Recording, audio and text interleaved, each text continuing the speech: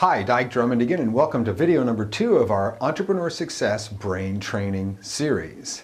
And in this video, you're going to learn all about what our brain is really good at. Remember, last time we talked about how your brainstem, down deep in the core of your brain, gets in your way automatically every time you try to do something new. Well, what about the cerebral cortex? What about the part of our brain that makes us truly human, that separates us from the animals?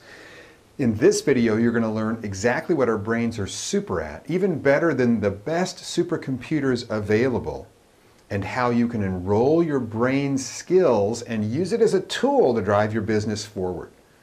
Let's get started. So here's the list of things your brain is great at. Your brain is super at playing games. It's super at imagination and visioning. Close your eyes. You can see and imagine things that you can create and bring to life. It is very, very good at pattern recognition. Chess is one of those skills that uses pattern recognition. It's good at creating action plans if you give it a starting point and an ending point. It's very, very creative. As a matter of fact, when I talk to people who are contemplating starting a business or struggling in their own small business, they tell me they need more resources or more money or more personnel. No, the thing that works best in building your business is unleashing the already present creativity that's in your mind and the minds of the people who work with you or are in your network. So, how do you build creativity, pattern recognition, brainstorming, game playing, action planning into your work week? Here's one way that works superbly. It's brainstorming. Brainstorming is the activity where you pose a quality question. And with brainstorming, the quality of the question is the most important starting point. And then, either by yourself or ideally in a group of people, you come up with creative solutions and answers to the question. What's important about brainstorming is that most of us don't do a lot of it because we're too busy doing other things. Brainstorming takes space. So when I work with my one-on-one coaching clients, one of the things we work on is to build space into their schedule for brainstorming and other creative activities. Here's why. Because unless we actually carve a piece out of your weekly schedule, most entrepreneurs will keep their nose to the grindstone doing what they think are the most productive activities to move the business forward. You've heard the saying you should work on your business, not just in it. That's what I'm talking about.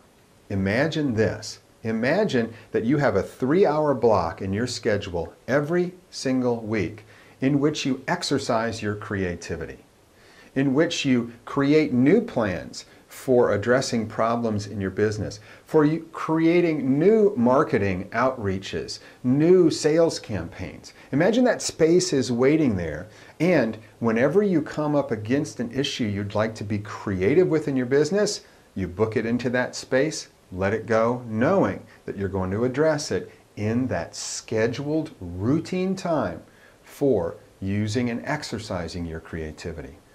So you've got your 3 hours scheduled, you've got a couple of things that you want to address. Let me give you brainstorming lessons.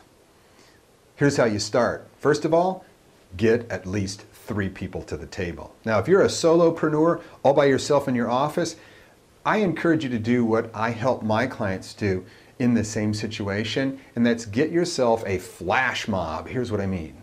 I know there are people who are friends, family, folks in your network who, if you ask them this question, would say yes. Hey, I need some people to help me brainstorm solutions and new things in my business, and I'm a solopreneur. Would you be interested in getting together with me every once in a while and serving like a board of advisors with me? It'll be fun. We're going to be doing creative brainstorming to solve some of the things that I'm facing.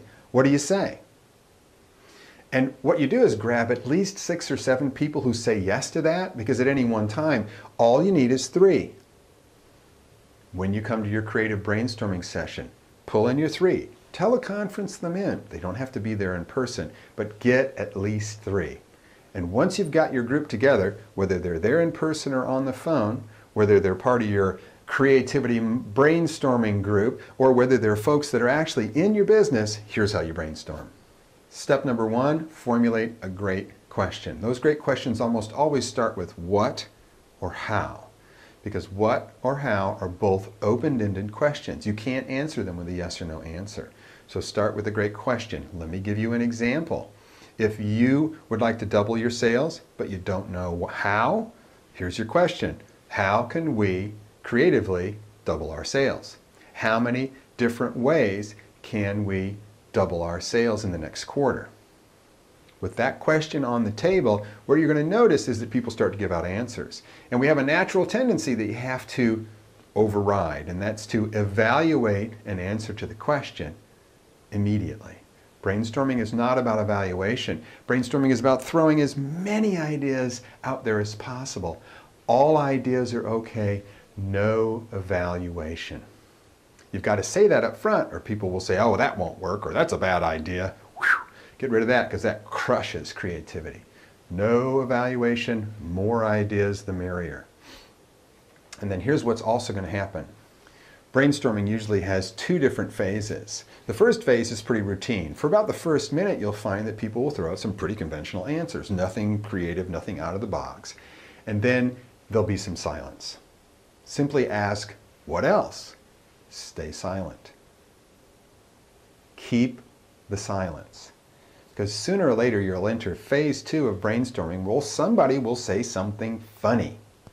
Like, let's dress up in costume and do it backwards. Or, let's get naked. That's a common one. It'll be something that somebody says that makes people laugh. And when you write it down, they know there's a green light for the really creative ideas. And this is when the juicy ones usually come out.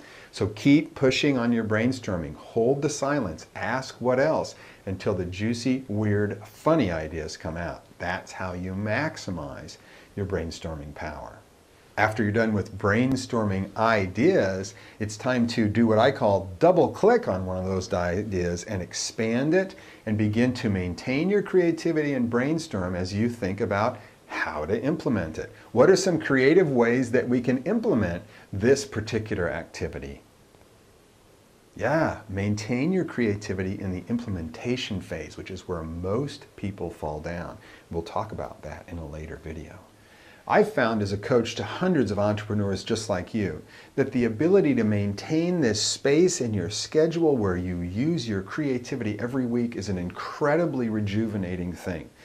Not only does it allow your business to move solidly forward because you're addressing issues and creating new programs every week, it just recharges your batteries because there's nothing more fun than brainstorming, action planning, goal setting, game playing, pattern recognition when you're using it in service to create the business of your dreams. So in this video, I've shown you how to set up a brainstorming session even if you're a solopreneur, how to ask quality questions, how to anticipate and manage the two phases of brainstorming. And let me say again too, maintain your brainstorming and creativity into the implementation phase. When you have a great idea, double click on it, open it up, and brainstorm implementation that's fun and engaging and fulfilling. Because that's where most people lose their creativity and create boring, hard work action plans that drag their energy down and make it difficult to be successful. That's it for today's video. In about 3 days, I'll be sending you an email with a link to another video. The next one's going to be all about what does going to a conference and getting all excited, a diet, New Year's resolutions, and winning the lottery have in common. You'll find out on the next video. If you want to speed ahead, there's also a link right down below so you can see it right now. Dyke Drummond, businessdevelopmentvideos.com. Here's to your success.